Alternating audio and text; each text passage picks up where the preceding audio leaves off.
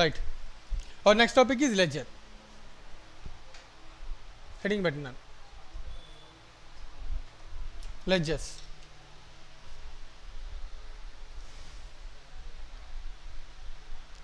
So ledger సంబంధించి basic information.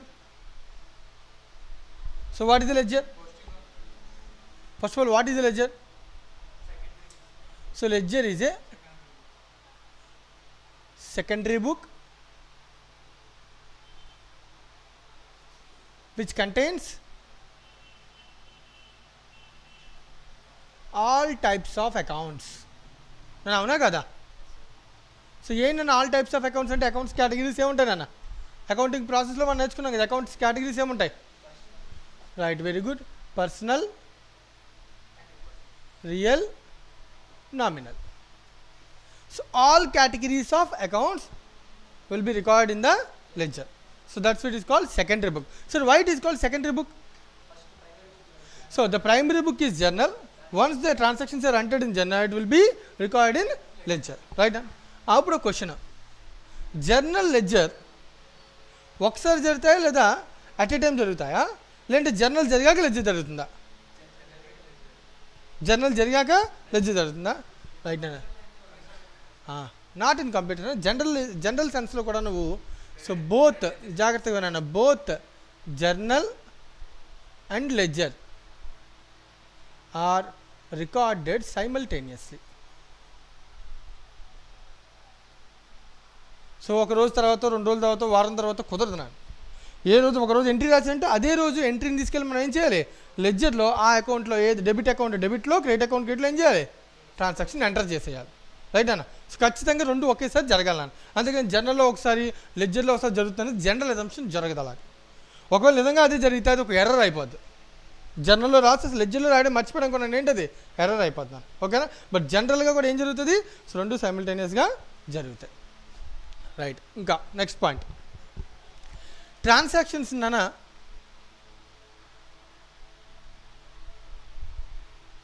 Are entered, transactions are entered in the accounts after journalizing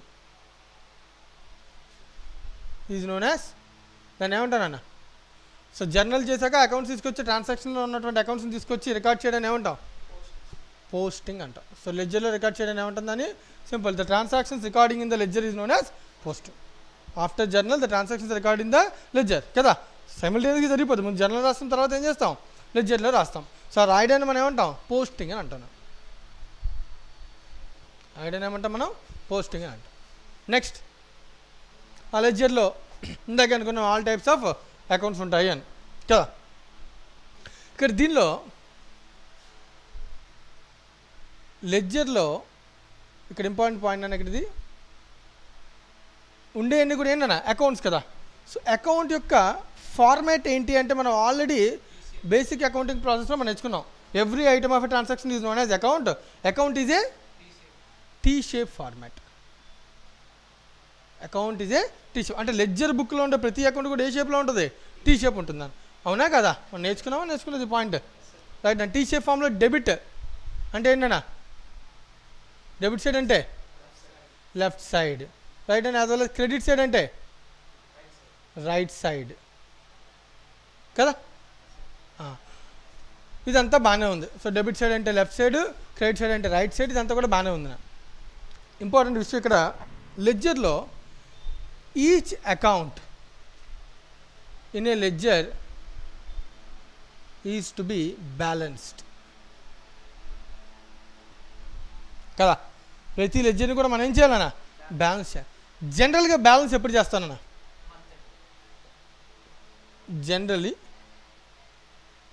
either కొన్ని large organisations ఉన్నాయనుకున్నాను, పెద్ద organisations ఉన్నాయనుకో, ఒక్కొక్క ledger చాలా పెద్దవి ఉంటాయి, చాలా ట్రాన్సాక్షన్స్ ఇన్వాల్వ్ అయి ఉంటాయి. సో బల్క్లో ఉన్నప్పుడు ట్రాన్సాక్షన్స్, సో వాళ్ళు ఏం చేస్తుంటారంటే వీక్లీ చేస్తారు, లేదు అంటే మంత్లీ, డైలీ కూడా చేయొచ్చాను, లేదు అంటే డైలీ ఇంక మరీ పెద్దది అయితే రైట్ మంత్లీ చేస్తారు. కొంతమంది అలా ఏమి కాదనుకుంటే ఏం చేస్తానన్నా ఇయర్లో కూడా ఇయర్ ఎండ్లో చేస్తారు కదా. సో ట్రాన్సాక్షన్స్ సరే ledger account in each so each account in the ledger use to be balance either weekly or monthly or yearly based on the bulk, based on the numerous transactions, based on the number of transactions, right? Next point ఏంటి చెప్పండి ఎవరన్నా. Format జనరల్గా ఉండే format కానీ what is the format of ledger అండి account format ఏంటన్నా ఇందాక అనుకున్నాడు sir T shape form, right T shape ఫామే. సో దానిలో ఏముంటానన్నా టీ షేప్ ఫామ్లో debit side credit side. So ఫామ్లో పైన డెబిట్ రాయాలి క్రెడిట్ రాయాలి, ఇంకేముంటుంది నాన్న డేట్,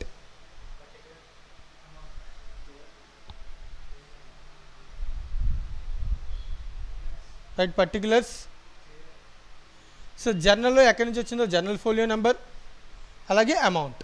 ఒక అమౌంట్ నాన్న డెబిట్ సైడ్ రాయాలనుకుంటే డెబిట్ అమౌంట్, క్రెడిట్ సైడ్ రాయాలనుకుంటే credit amount, simple. Similarly date, particulars, journal folio number, amount. So CPT concept అనేది అయితే ఇలాంటి వాటిలో క్వశ్చన్ల కింద కూడా అడిగేవాడు, how many columns are there అనే లెడ్జర్ అని. 8 కాలమ్స్ కదా. సో మనకి ఆ ప్రాబ్లం ఇప్పుడు ఏం లేదు, మనంతా ఇప్పుడు ఏంటి descriptive mode of exam, right అన్న, ఆ ప్రాబ్లం ఏమీ లేదు. So this is the format for ledger account. Ledger is a book, it is the format of account, right. Next so ఇక్కడ ఇంపార్టెంట్ పాయింట్ ఎందాక మనం చెప్పిన every account is to be ఏం చేయాలన్న దాన్ని బ్యాలెన్స్ చేయాలనుకున్నాం. So what is meant by balance? So balance అంటే ఏంటి?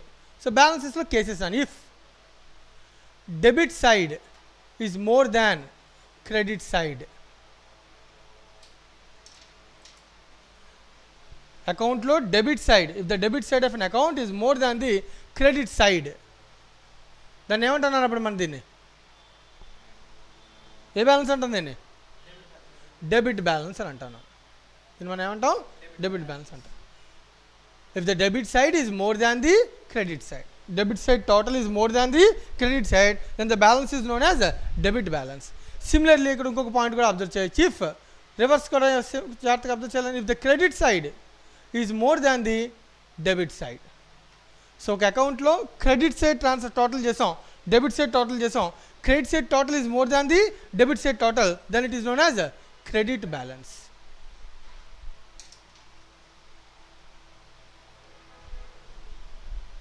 Known as the credit balance కదా.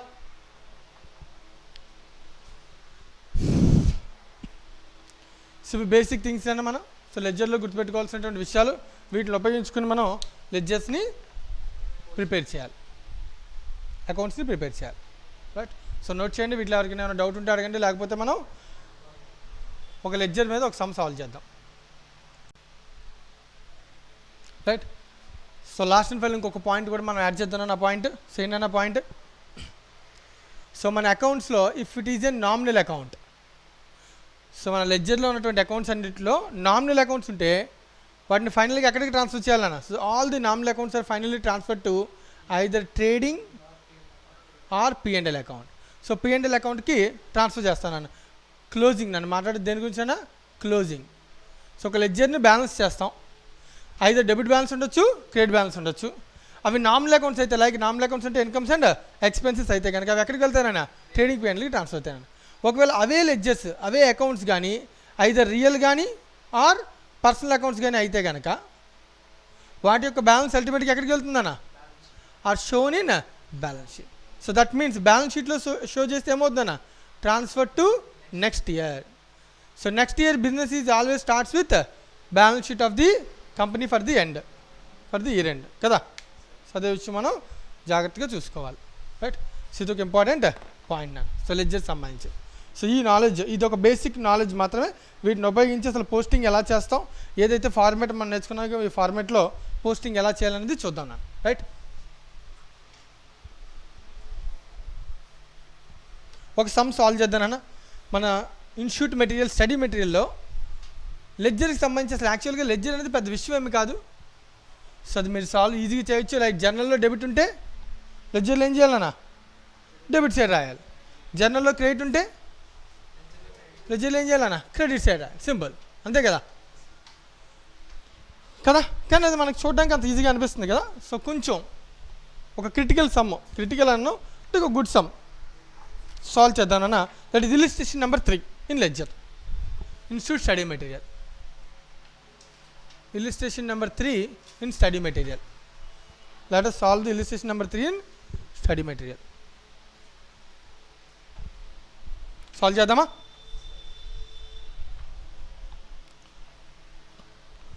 The following data is given by Mr. S, the owner. మరి క్యాలిక్యులేటర్స్ దగ్గర పెట్టుకోవాలి అందరూ కూడా సమ్ సాల్వ్ చేసేటప్పుడు. జోకి క్యాలిక్యులేటర్ తెచ్చుకున్నావా? మళ్ళీ మిస్ చేసావా? ఈసారి నీకు రేపటి నుంచి పనిష్మెంటే. రైట్ నా పనిష్మెంట్, గ్యారంటీ పనిష్మెంట్. రైట్ నా జాగ్రత్త చూడండి. The following data is given by mister S, the owner with request to compile only 2 personal accounts of mister H and mister R in his ledger for the month of April. So మనం అడుగుతున్న విషయం ఏంటంటే yes is the owner. Right అన్నా, వీడి బుక్స్లో మనం ఉన్నాం. Owner యొక్క ఎస్ అనే ఓనర్ యొక్క బుక్స్లో మనం ఉన్నాం. మన బుక్స్ అంటే ఇప్పుడు అకౌంటింగ్ చేసే బుక్స్ పేరేంటి? ఎస్. ఈ బుక్స్లో మనల్ని అడుగుతున్నాను ఏప్రిల్ మంత్కి 1 మంత్కి సో 2 పర్సనల్ అకౌంట్స్ని మాత్రమే అన్నీ చేయమని అడగట్లేదు మనల్ని. 2 పర్సనల్ అకౌంట్. కానీ నిజంగా అయితే లెడ్జర్ అంటే అన్ని అకౌంట్స్ ఉంటాయి. జర్నల్ రాసిన ప్రతిదీ లెడ్జర్ ఉంటుంది, లెడ్జర్లో అకౌంట్ ఉంటుంది. కానీ మనల్ని అడుగుతుంది ఏంటన్నా ఓన్లీ 2 అకౌంట్స్ అని. ఏంటా 2 accounts? H and R. So మనల్ని అడుగుతుంది ఏప్రిల్ మంత్లో హెచ్ ఆర్ వీళ్ళిద్దరి గురించి మాత్రమే లెడ్జర్స్ ప్రిపేర్ చేయండి అని అంటున్నాను అనమాట. సో అంటే మనకి ఇచ్చిన ట్రాన్సాక్షన్స్లో హెచ్ఆర్కి సంబంధించిన ట్రాన్సాక్షన్ ఉంటే లెడ్జర్ ప్రిపేర్ చేస్తాం, లేకపోతే లేదు. ఇది మనల్ని అడుగుతున్నటువంటి క్వశ్చన్. రైట్. సో నేను 2 లెడ్జర్స్ని ఓపెన్ చేస్తాను.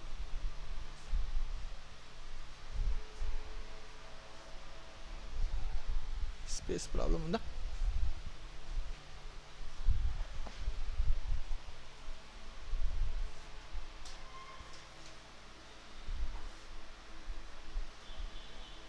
సో ఒక లెడ్జర్ ఏంటన్నా హెచ్, ఇంకోటి ఏంటిది ఆర్. రైట్. ఫార్మాట్ సేమ్ నాన్న, లైక్ డెబిట్ క్రెడిట్ ఫార్మాట్ అంతా same, debit credit.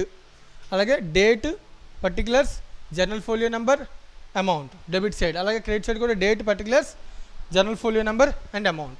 So journal folio number అంటే జర్నల్లో ఏ పేజ్ నెంబర్ నుంచి మనం ఇక్కడ రాస్తామో ఆ నెంబర్ రికార్డ్ చేయడం. రైట్. సో ట్రాన్సాక్షన్స్ ఒక్కొక్కటి చదువుతానన్నా, కొంచెం కన్ఫ్యూజ్ చేస్తే కొంచెం జాగ్రత్తగా మనం వీటిని చదువుకోవాలి.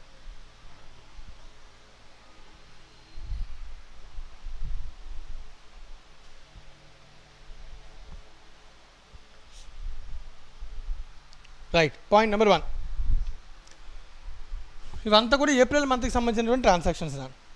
సో డేట్స్ కూడా ఇచ్చాడు 1, 4, 5, 15, 17, 18, 19, 22, 26, 29 అండ్ 30. సో మొత్తం ఈ డేట్స్లో ట్రాన్సాక్షన్ జరిగాయి. ఫస్ట్ డేట్న అంటే బిగినింగ్ ఆఫ్ ది మంత్లో మిస్టర్ ఎస్ ఓస్ మిస్టర్ ఆర్. ఎస్ అంటే ఓనర్ నాన్న. ఓనర్ అప్పుగా ఉన్నాడంటే ఎవరికి? ఆర్కి. ఎంత? 15,000. మిస్టర్ హెచ్ ఓస్ ఎస్. హెచ్ అప్పుగా ఉన్నాడంటే ఎవరికి? ఎస్కి, ఓనర్కి. ఎంతనా? 20,000. సో దీని అర్థం నన్ను ఇది ట్రాన్సాక్షన్ కాదు. ఇది ట్రాన్సాక్షనా? అప్పుగా ఉన్నాడు అంటే ఎందుకు అప్పుగా ఉంటాడు ఎవడైనా? మేబీ ప్రీవియస్గా ట్రాన్సాక్షన్ జరుగుంటే ఆవిడ బ్యాలెన్స్ ఉందని అర్థం, అప్పు ఉన్నాడు. రైట్ నాన్న. సో ఇక్కడ దీనిలో చెప్పాను ఎస్ ఓస్ ఆర్ అంటే ఏం చేయాలని నేను? ఎవరి బ్యాలెన్స్? ఎవరిదా? ఆర్లో డెబిట్ బ్యాలెన్సా క్రెడిట్ బ్యాలెన్సా? ఇది లైబిలిటీయా అసెటా? నాకు రావాలా నేను ఇవ్వాలా? వాడు ఏం చెప్తున్నాడు? మిస్టర్ ఎస్ ఓస్ ఆర్. ఎస్ అప్పుగా ఉన్నాను నన్ను ఎవరికి? ఆర్కి. అంటే ఆర్కి ఇవ్వాలను అంటే లైబిలిటీ. అర్థమవుతుందా? సో 1/4/2020 ఓపెనింగ్ బ్యాలెన్స్ అన్న. క్రెడిట్ సైడ్ ఏం రాసినా కూడా లెడ్జర్లో ఏమని రాయాలన్నా? బై అని రాయాలి. ఓకేనా? సో బై అని రాయాలి, జాగ్రత్త చూసుకోవాలి. By balance B D brought down. B D అంటే బ్రాడ్ డౌన్. ఇలాంటి విషయాలు నేర్చుకోవడానికి మనం ఇప్పుడు సమ్ సాల్వ్ చేస్తున్నాం. Right. So by balance brought down. Amount ఎంతనా? 15,000 ఓపెనింగ్ బ్యాలెన్స్ అండి. రైట్. సో వాడు చెప్తున్నాను ఎస్ ఓస్. ఎస్ అప్పుగా ఉన్నాడు ఎవరికి? ఆర్కి. సో అందుకని ఆర్ని క్రెడిట్ బ్యాలెన్స్ చేస్తాం. నెక్స్ట్ పాయింట్ ఏం చెప్తున్నాడు అదే పాయింట్లో? హెచ్ ఓస్ ఎస్. హెచ్ అప్పుగా ఉన్నాడు ఎస్కి. అంటే నాకు హెచ్ నుంచి ఏం రావాలన్నా? మనీ రావాలి. సో కాబట్టి వాడు ఏమన్నాడన్నా? Debit balance 1/4/2020. 2 డెబిట్ సైడ్ అయినా ఏమైనా రాయాలి? 2 అని రాయాలి. 2 బ్యాలెన్స్ అని పూర్తిగా రాసి 2 balance brought down. So debit balance ఏమనాలి? బ్రాడ్ డౌన్ అనాలి. సో ఎంత brought down balance? Amount please 20. Okay. First transaction first వాడు ఇచ్చినటువంటి డేట్ను ఉన్నది ట్రాన్సాక్షన్ కాదు, it is a balance. Right. Second, 4th ఏప్రిల్లో ఏం జరిగింది? R sold goods worth ₹60,000 at 10% trade discount to S. So first of all ఒక విషయం, అసలు ముందు ఈ సమ్ సాల్వ్ చేయడానికన్నా ముందు ఒక క్లారిటీ ఖచ్చితంగా ఉండాలన్న. ఏంటి ఆ clarity? So what is the discount? డిస్కౌంట్లు ఇక్కడ ఏవో చెప్తున్నాడు కదా, అసలు ఏంటి డిస్కౌంట్ అనేది ఏంటో ఒకసారి జస్ట్ ఐడియా కోసం చూద్దాను. సో డిస్కౌంట్స్ ఎన్ని రకాలు ఉంటాయి నాన్న? 2 types నాన్న. రైట్ అన్న. ఒకటి ట్రేడ్ ఆర్ క్వాంటిటీ డిస్కౌంట్ అని. ఏంటది? Trade or quantity. Second category ఏంటన్నా? Cash discount. చెప్పు నాన్న, what is the trade or quantity discount? ఓడింగ్లో ఉన్నదన్న క్వాంటిటీ డిస్కౌంట్ అంటే ఏమై ఉంటుంది? మనం క్వాంటిటీ ఎంత కొంటామో దాన్ని బేస్ చేసుకుని డిస్కౌంట్ ఇస్తాడు. ఫర్ ఎగ్జాంపుల్, నేను ఒక 10,000 క్వాంటిటీ కొంటానంటే ఒక రేట్ ఉంటుంది పర్చేజ్ చేసేటప్పుడు. 20,000 క్వాంటిటీ కొంటానంటే ఒక రేట్ ఉంటుంది. సో మనం కొనాలనుకున్నటువంటి రేట్ని బట్టి ఏముంటుంది నాన్న? డిస్కౌంట్ ఉంటుంది, క్వాంటిటీని బట్టి. సో దీన్ని మనం ఏమంటాం? ట్రేడ్ ఆర్ క్వాంటిటీ డిస్కౌంట్ అంటాం. So this is made right నా. ఈ టైప్ ఆఫ్ డిస్కౌంట్ అనేది ఎప్పుడు ఉంటుంది అన్న? At the early stage of purchase or sale, you can say inception of the transaction. Transaction జరిగినప్పుడే డిస్కౌంట్ గురించి మాట్లాడేస్తాను నేను. ఏం చెప్తాను నేను? ట్రాన్సాక్షన్ జరిగినప్పుడు నేను ఒక బిజినెస్ పర్సన్, నాకు గూడ్స్ కావాలి. సో నాకు ఒక పర్సన్ వెళ్ళాను, ఎక్స్ అనే ఒక పర్సన్ దగ్గరికి నాకు గూడ్స్ అమ్ముతారని అడిగాను, అమ్ముతాను అన్నాడు. సో ఎంత అని అడిగాను. సో ఒక యూనిట్ ₹10 అన్నాడు. రైట్. నేను 10,000 యూనిట్స్ కొంటాను అన్నాను. అప్పుడు ₹10 కాదైతే 9.5K ఇస్తాను అన్నాడు. అంటే మొత్తానికి ఎంత వాల్యూ పెట్టుకున్నట్టు? ₹10 పెట్టుకున్నట్ట, 9.5 పెట్టుకున్నట్ట కదన్నా? సో అంటే నా value of purchase is 9.5 into 10,000 units. అంతేనా కదా? ఇప్పుడు క్వశ్చన్, మరి 0.5 నాకు మిగిలిపోయింది కదా నాన్న. Is it an income to the business or not? ఇన్కమా కాదు అది నాకు? అది ఇన్కమే, కానీ it should not be record in the books. ఎందుకు నాన్న రికార్డ్ చేయం? ఇన్కమ్ అయినప్పుడు రికార్డ్ చేయాలి కదా. It should not be record in the books. That is not a reason. కరెక్ట్గా చెప్పాలి. It should not be recorded in the books. So ఎందుకు చేయము అంటే కనుక నాన్న, this is not an income to you only, this is income to every one కదా. So నాకు ఒక్కడికే ఇస్తున్నాడు సప్లయర్ అని? అలాగా లేదు, నేనైనా అంతే. నాలాగా వేరే పర్సన్ వచ్చి ఆడైనా 10,000 కొంటే వాడికి కూడా ఏం చేస్తాడు? వాడికి 9.5గా ఇస్తాడు. సో కాబట్టి నా ఒక్కడికి స్పెసిఫిక్గా నేను ఎర్న్ చేసే ఇన్కమ్ కానప్పుడు అది ఒక ఇన్కమ్ కింద నేను చూపించకూడదు అనేది రూల్. నాకు అరైజ్ అయితే కదా నా ఇన్కమ్. రైట్. మరి what about the cash discount? Recorded, okay. So first of all, what is meant by the cash discount? This is for prompt payment. This is received for prompt payment or receipt. For example, సప్లయర్కి నేను payment చేయాలి. Right నాన్న. సప్లయర్కి నేను ₹1,00,000 pay చేయాలని చెప్పి నా బుక్స్లో ఉంది నాన్న. రైట్. సప్లయర్కి ఎంత పే చేయాలంది? 1 lakh. సప్లయర్ నాకు కొనేటప్పుడు చెప్పండి, మరి సార్ మీకు 1 month టైం ఇస్తాను, మీరు చాలా మంచోళ్ళు అని చెప్పాడు. సో నేను హ్యాపీగా అమ్మాయి పోలే 1 month టైం దొరికింది, తర్వాత ఇద్దామని 15 రోజుల తర్వాత వెళ్ళి అడిగాను, సార్ నా దగ్గర డబ్బులు ఉన్నాయి, మీకు డబ్బులు ఇచ్చేస్తాను. ఎంత ఇస్తాను? మీకు 1 lakh ఇచ్చేస్తాను, నాకు చిన్న హెల్ప్ చేయండి. ఏంటి? మీకు 1 lakh ఇచ్చేస్తాను కదా, ఒక 200 తగ్గించాను, ఇది ఒక ₹1000 తగ్గించాను, ఇది ఒక 500 తగ్గించాను. నేను అడిగాను నాన్న. సప్లయర్ ఒప్పుకున్నాడు. ఇది నాకు స్పెషల్, అందరికీనా? నాకు స్పెషల్. ఇది నేను పేమెంట్ ప్రాంప్ట్గా చేస్తున్నాను కాబట్టి ఇస్తున్నాను నాన్న. అర్థమవుతుందా? సో కాబట్టి అలాంటి టైప్ ఆఫ్ డిస్కౌంట్ మనం ఏమనాలి? క్యాష్ డిస్కౌంట్ అనాలి. It should be recorded in the books. Right. It should be record in the books. So కొంచెం జాగ్రత్తగా దాన్ని నోట్ చేసుకోండి. నోట్స్లో ఫస్ట్ అడ్జస్ట్ చేయడానికన్నా ముందు అది నోట్ చేసుకున్నాను, చాలా అవసరం. సో నోట్ చేశాక ఒకసారి జాగ్రత్తగా అబ్జర్వ్ చేయండి. దానిలో ఏమైనా డౌట్ ఉంటే కనుక అడగండి. So discount can be of 2 types. One is trade discount or cash discount. Second one is trade discount or quantity discount. Second one is cash discount. So trade discount or quantity discount is made at the inception of the transaction. It is not at all a income or expenditure to the firm.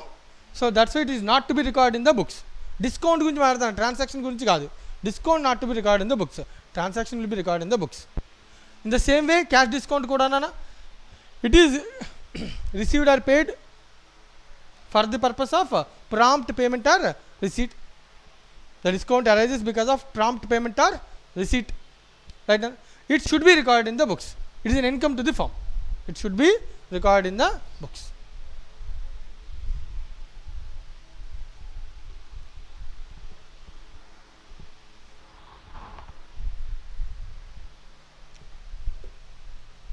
Right నా సమ్లోకి వెళ్దాం.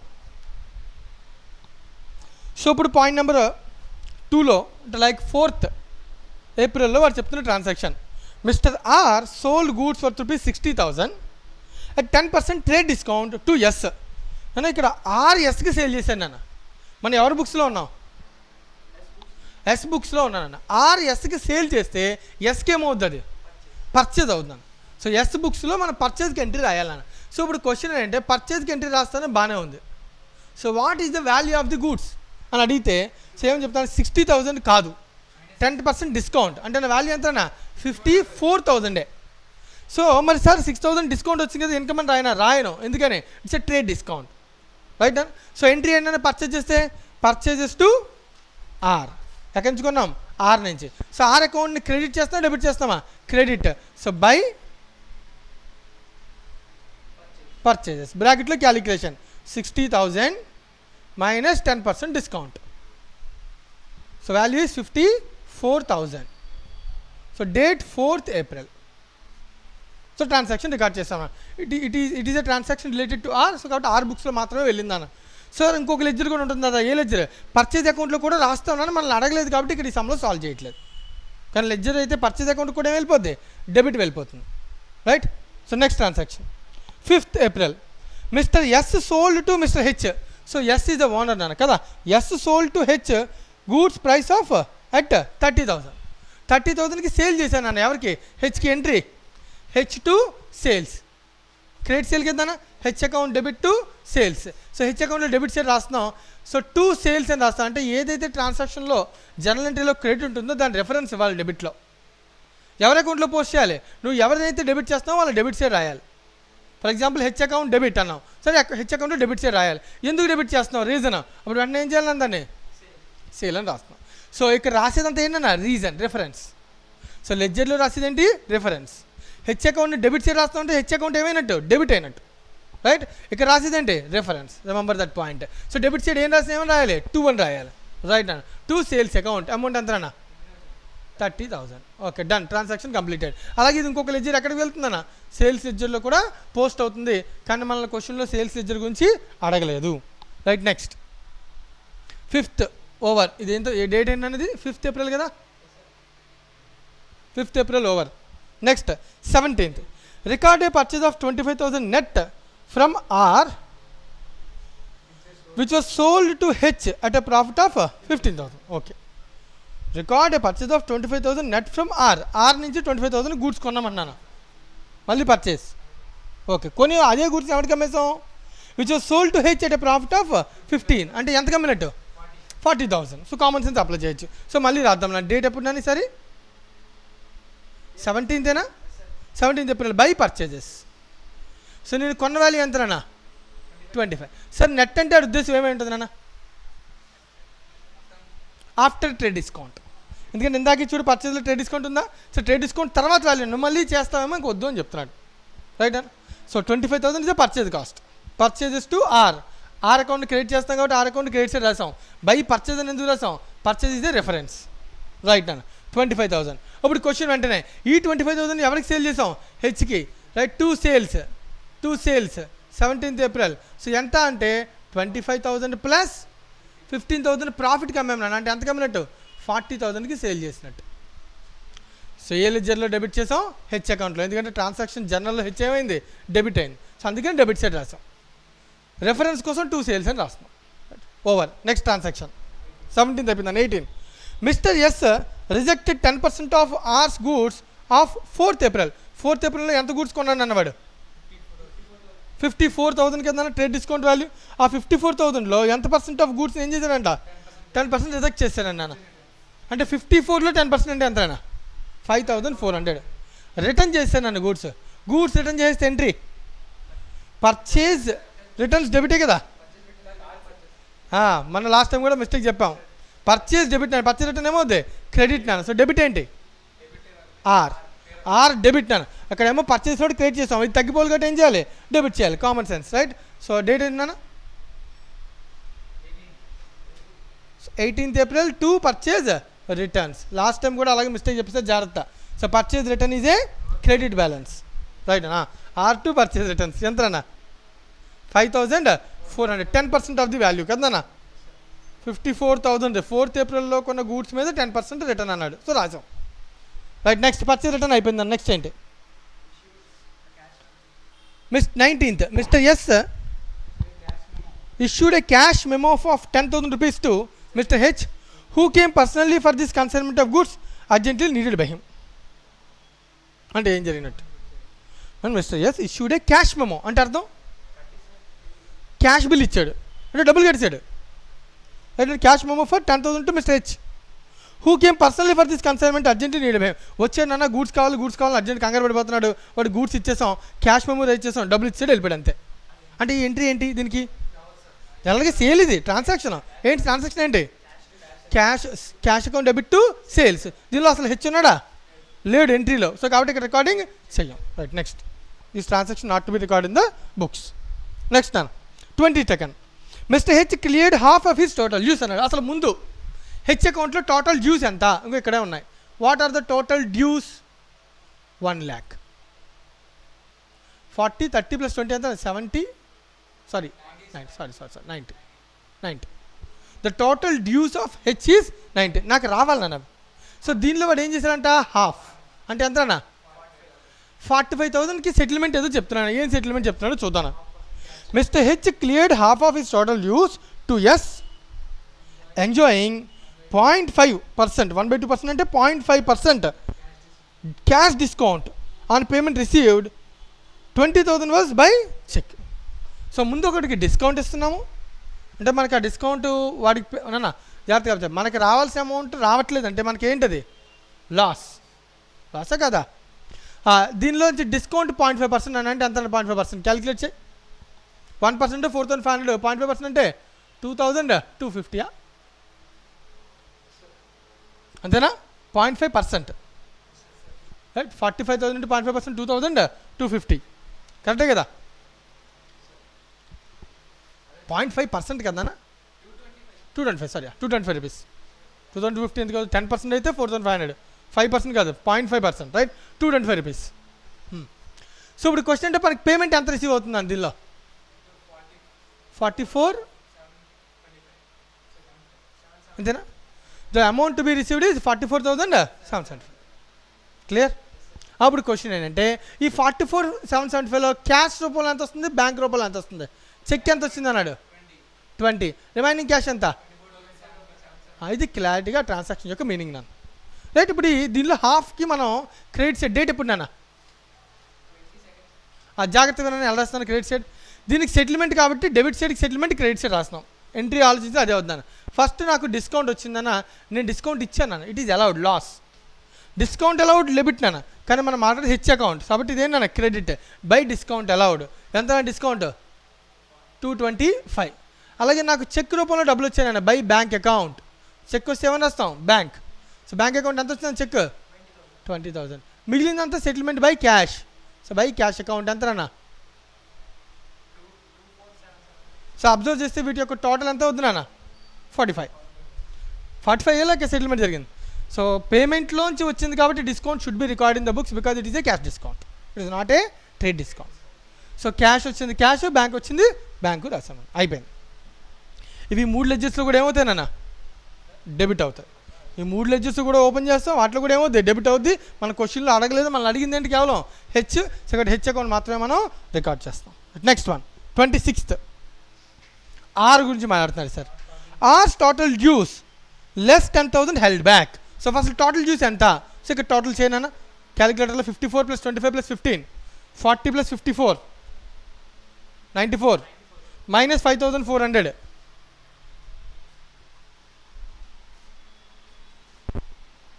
ఎంతనా -5,400 తొందరగా 88,600 due amount కదన్నా. ఈ డ్యూలో ఎంత held back అంటే ఎంత వాటికి సెటిల్మెంట్ ఉంచట్లేదన్నా 10,000 అంటే మిగిలిన అమౌంట్ ఎంతనా 78,600. చాలా జాగ్రత్తగా అబ్జర్వ్ చేయాలి. ఏం చెప్తున్నాడు, 88,600 is the due amount, total credits minus debit.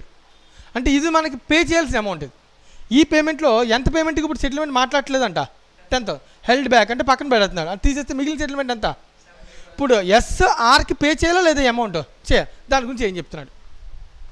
Hours total dues less 10,000 held back was cleared by cheque enjoying a cash discount of 1,000 on payment made. Simple. So దీనిలో discount 1,000 rupees పోతే మిగిలిన 77,600 payment ఎలా చేశాను నాన్న, bank రూపంలో payment చేశాను అని clarity ఇస్తాను. రైట్నా. సో ఇప్పుడు నాకు నేను పేమెంట్ చేసేవాడు ఎవడైనా నాకు డిస్కౌంట్ ఇస్తే ఏంటన్నా అది ఇన్కమ్ రిసీవ్డ్. సో రికార్డ్ చేయాలా వేయకూడదా, చేయాలి. ఎందుకు చేయాలి, because it is a cash discount. So discount received ఎంత నాన్న 1,000. 2 బ్యాంక్ నేను పేమెంట్ బై చెక్ ఎంత చేశాను నాన్న 77. సరే నాన్న పేమెంట్ బై చెక్ అని చెప్పాడా క్యాష్ అని చెప్పాడా, చెక్. సో కాబట్టి 7. సో టోటల్ అమౌంట్ ఎంత అన్న ఇది 78,600. సో అబ్జర్వ్ చేస్తే 78,600 పేమెంట్ అయింది, కానీ ఇంకా బ్యాలెన్స్ ఎంత ఉంటుంది, 10,000 బ్యాలెన్స్ ఉంటుంది. అది ఉంచే కదా మనం మిగిలిన సెటిల్ చేసాం. This is the point on 26th నాన్న.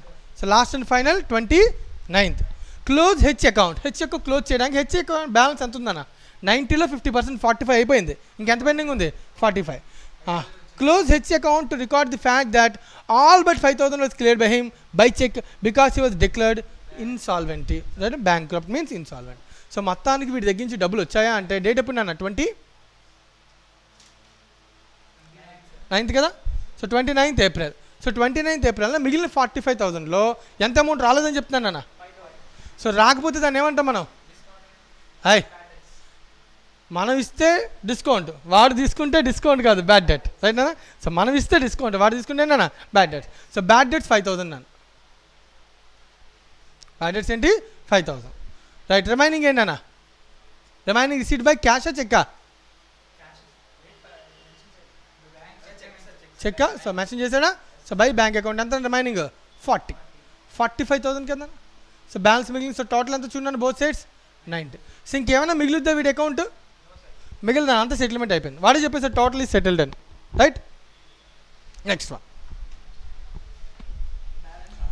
బ్యాలెన్స్ ఆర్ అకౌంట్లో ఎంత బ్యాలెన్స్ ఉందో మనకు ఆల్రెడీ తెలుసు. ఎంత ఉంచుతాం మనం 10,000. So credit side is more than the debit side.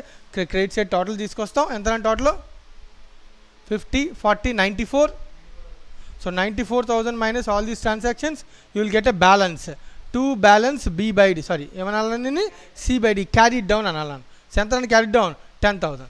So ఇది నెక్స్ట్